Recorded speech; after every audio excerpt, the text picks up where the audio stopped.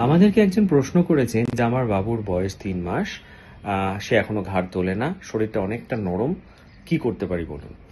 3 মাস বয়সটা এমন একটা বয়স যে সময় বাচ্চার শরীর নরম থাকবে, সেটাই স্বাভাবিক ব্যাপার, আমরাও তাই দেখেছি।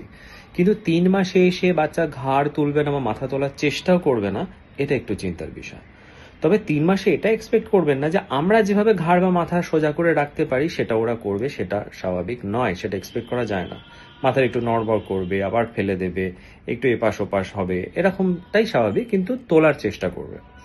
যেটার অভাব থাকে সেটা হচ্ছে যে আমরা অনেক সময় টামি টাইম দিই না, মানে বাচ্চাকে পেটের উপরে শুইয়ে রাখি না, ডেফিনেটলি ঘুমানোর সময় নয়, সজাগ থাকবে, খেলবে সেই সময় টামি টাইম দিই না বা পেটের উপরে শুইয়ে রাখি না, যার জন্য ওদের ঘাড়, পিঠ, পেট, বুক, এই যে মাসলগুলো আছে সেগুলো স্ট্রেংথ পায় না বা শক্ত হয় না।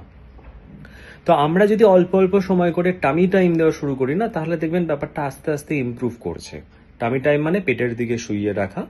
কিছু সেফটি মেজার আছে, মানে কিছু সতর্কতা আছে, সেগুলোকে মেনটেন করে আমরা একটা ভিডিওতে ডিটেলস ব্যাপারটা আলোচনা করেছি। একটু সময় নিয়ে ভিডিওটা দেখুন, ডেসক্রিপশন বক্সে দিয়ে রেখেছি, কমেন্ট বক্সে দেওয়া আছে, আর এখানে ইম্পর্টেন্ট যে video link, relevant video link সেখানেও দিয়ে রেখেছি, শর্টসের মধ্যেই লিঙ্কটা দেওয়া আছে। ভিডিওটা দেখে রুলগুলোকে ফলো করে বাচ্চাটাকে একটু টামি টাইম দিন, দেখবেন আস্তে আস্তে ইমপ্রুভ করবে। আর অবশ্য করেই যদি তাতেও দেখেন যে বাচ্চার মাথার ঘাড়টা অনেক স্টিফ হয়ে আছে, শক্ত হয়ে আছে, কোনোভাবেই সে তুলছে না, বা অনেক আনস্টেবল, বা কোনোভাবেই সে চেষ্টা করছে না, নেক্সট ডক্টরের ভিজিটে ডেফিনেটলি ডাক্তারকে জানাবেন ব্যাপারটা।